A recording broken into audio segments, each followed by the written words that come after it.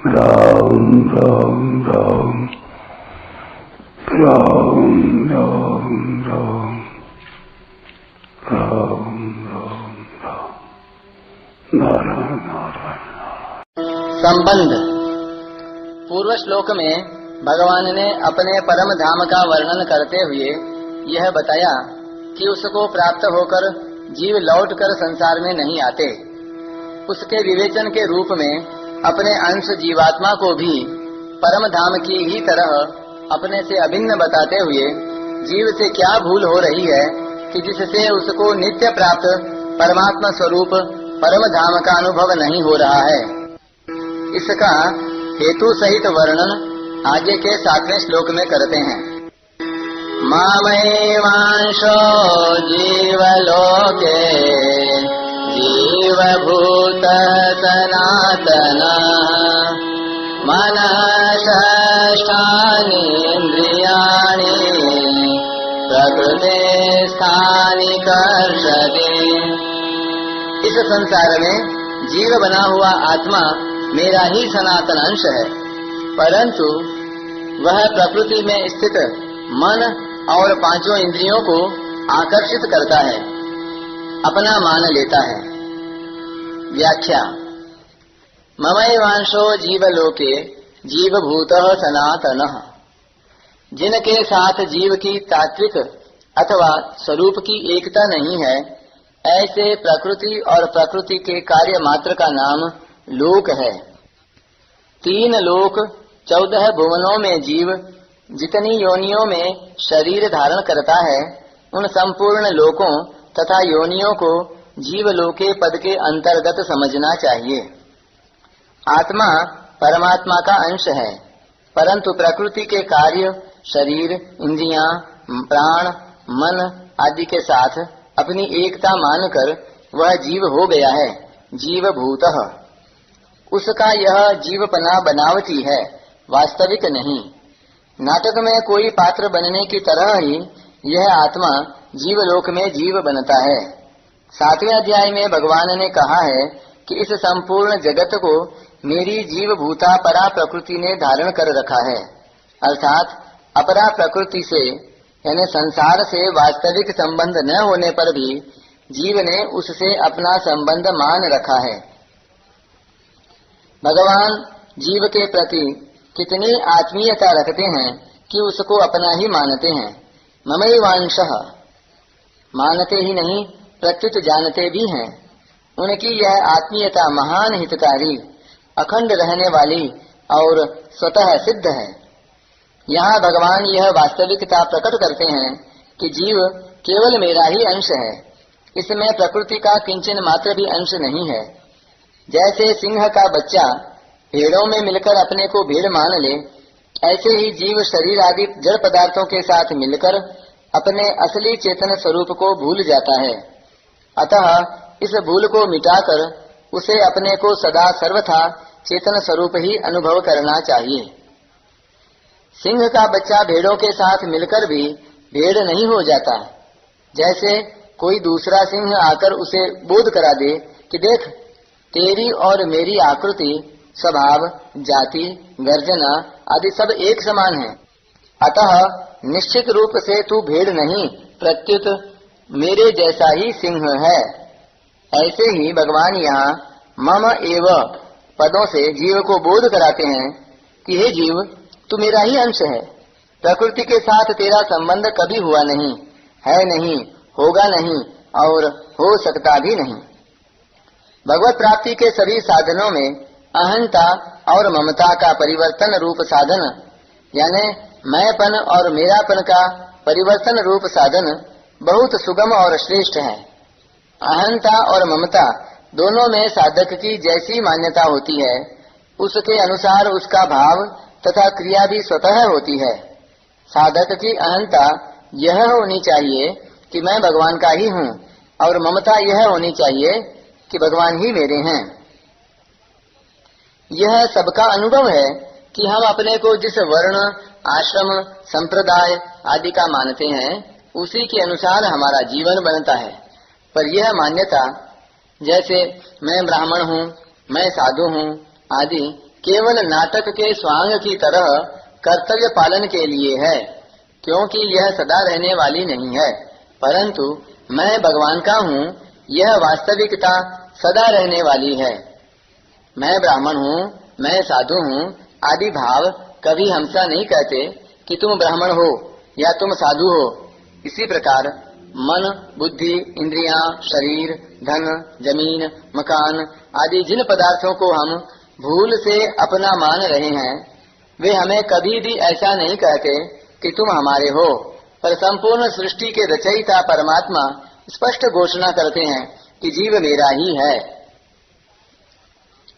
विचार करना चाहिए कि शरीर आदि पदार्थों को हम अपने साथ लाए नहीं, इच्छानुसार उसमें परिवर्तन कर सकते नहीं, इच्छानुसार उनको अपने पास स्थिर रख सकते नहीं, हम भी उनके साथ सदा रह सकते नहीं, उनको अपने साथ ले जा सकते नहीं, फिर भी उनको अपना मानते हैं। यह हमारी कितनी बड़ी भूल है। बचपन में हमारे मन, बुद्धि, इंद्रियां, शरीर जैसे थे वैसे अब नहीं हैं, सब के सब बदल गए हैं। फिर भी हम मैं जो बचपन में था वही अब हूँ ऐसा मानते हैं। कारण यही है कि शरीर आदि में परिवर्तन होने पर भी हमारे में परिवर्तन नहीं हुआ। इस प्रकार शरीर आदि में हमें स्पष्ट परिवर्तन दिखता है। जिसको परिवर्तन दिखता है वह स्वयं परिवर्तन रहित होता ही है।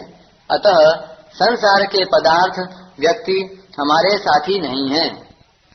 मैं भगवान का हूँ ऐसा भाव रखना अपने आप को भगवान में लगाना है। साधकों से भूल यही होती है कि वे अपने आप को भगवान में न लगाकर मन बुद्धि को भगवान में लगाने की कोशिश करते हैं। मैं भगवान का हूँ इस वास्तविकता को भूलकर मैं ब्राह्मण हूँ, मैं साधु हूँ आदि भी मानते रहें और मन बुद्धि को भगवान में लगाते रहें तो यह दुविधा कभी मिटेगी नहीं।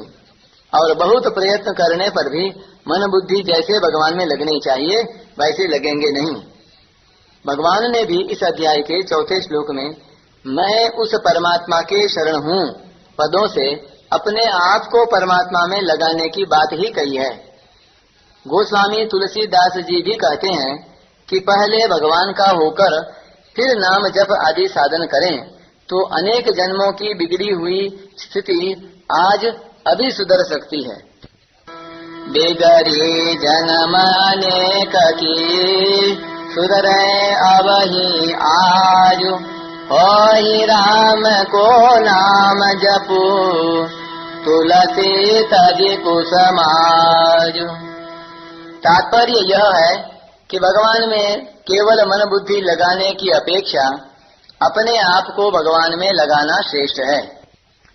अपने आप को भगवान में लगाने से मन बुद्धि स्वतः सुगमता पूर्वक भगवान में लग जाते हैं।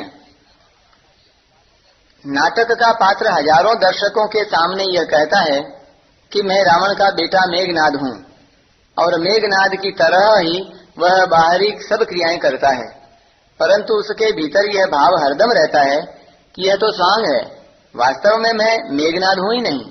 इसी तरह साधकों को भी नाटक के स्वांग की तरह इस संसार रूपी नाट्यशाला में अपने अपने कर्तव्य का पालन करते हुए भीतर से मैं तो भगवान का हूँ ऐसा भाव हरदम जागृत रखना चाहिए। जीव सदा से ही भगवान का है, सनातनः। भगवान ने न तो कभी जीव का त्याग ही किया, न कभी उससे विमुख ही हुए। जीव भी भगवान का त्याग नहीं कर सकता। भगवान के द्वारा मिली हुई स्वतंत्रता का दुरुपयोग करके वह भगवान से विमुख हुआ है। जिस प्रकार सोने का गहना तत्वतः सोने से अलग नहीं हो सकता, उसी प्रकार जीव भी तत्वतः परमात्मा से कभी अलग नहीं हो सकता। बुद्धिमान कहलाने वाले मनुष्य की यह बहुत बड़ी भूल है कि वह अपने अंशी भगवान से विमुख हो रहा है। वह इधर ख्याल ही नहीं करता कि भगवान इतने सुहृद, दयालु और प्रेमी हैं कि हमारे न चाहने पर भी हमें चाहते हैं, न जानने पर भी हमें जानते हैं। वे कितने उदार, दयालु और प्रेमी हैं, इसका वर्णन भाषा, भाव, बुद्धि आदि के द्वारा हो ही नहीं सकता। ऐसे सुहृद भगवान को छोड़कर अन्य नाशवान जड़ पदार्थों को अपना मानना बुद्धिमानी नहीं, प्रत्युत महान मूर्खता है। जब मनुष्य भगवान के आज्ञानुसार अपने कर्तव्य का पालन करता है, तब वे उसकी इतनी उन्नति कर देते हैं कि जीवन सफल हो जाता है और जन्म मरण रूप बंधन सदा के लिए मिट जाता है। जब मनुष्य भूल से कोई निषिद्ध आचरण यानी पाप कर बैठता है, तब वे दुखों को भेजकर उसको चेताते हैं, पुराने पापों को भुगताकर उसको शुद्ध करते हैं और नए पापों में प्रवृत्ति से रोकते हैं। जीव कहीं भी क्यों न हो, नरकों में हो अथवा स्वर्ग में, मनुष्य योनि में हो अथवा पशु योनि में, भगवान उसको अपना ही अंश मानते हैं। यह उनकी कितनी अहेतु की कृपा, उदारता और महत्ता है। जीव के पतन को देखकर भगवान दुखी होकर कहते हैं कि मेरे पास आने का उसका पूरा अधिकार था, पर वह मेरे को प्राप्त किए बिना माम अप्राप्य नरकों में जा रहा है। मनुष्य चाहे किसी भी स्थिति में क्यों न हो, भगवान उसे वहां स्थिर नहीं रहने देते, उसे अपनी ओर खींचते ही रहते हैं। जब हमारी सामान्य स्थिति में कुछ भी परिवर्तन हो, यानी सुख दुख आदर निरादर आदि हो, तब यह मानना चाहिए कि भगवान हमें विशेष रूप से याद करके नई परिस्थिति पैदा कर रहे हैं, हमें अपनी ओर खींच रहे हैं। ऐसा मानकर साधक प्रत्येक परिस्थिति में विशेष भगवत कृपा को देखकर मस्त रहे और भगवान को कभी भूले नहीं। अंशी को प्राप्त करने में अंश को कठिनाई और देरी नहीं लगती। कठिनाई और देरी इसलिए लगती है कि अंश ने अपने अंशी से विमुखता मानकर उन शरीर आदि को अपना मान रखा है जो अपने नहीं हैं। अतः भगवान के सम्मुख होते ही उनकी प्राप्ति स्वतः सिद्ध है। सम्मुख होना जीव का काम है, क्योंकि जीव ही भगवान से विमुख हुआ है। भगवान तो जीव को अपना मानते ही हैं, जीव भगवान को अपना मान ले, यही सम्मुखता है। मनुष्य से यह बड़ी भारी भूल हो रही है कि जो व्यक्ति वस्तु परिस्थिति अभी नहीं है अथवा जिसका मिलना निश्चित भी नहीं है और जो मिलने पर भी सदा नहीं रहेगी, उसकी प्राप्ति में वह अपना पूर्ण पुरुषार्थ और उन्नति मानता है। यह मनुष्य का अपने साथ बड़ा भारी धोखा है। वास्तव में जो नित्य प्राप्त और अपना है, उस परमात्मा को प्राप्त करना ही मनुष्य का परम पुरुषार्थ है, शूरवीरता है।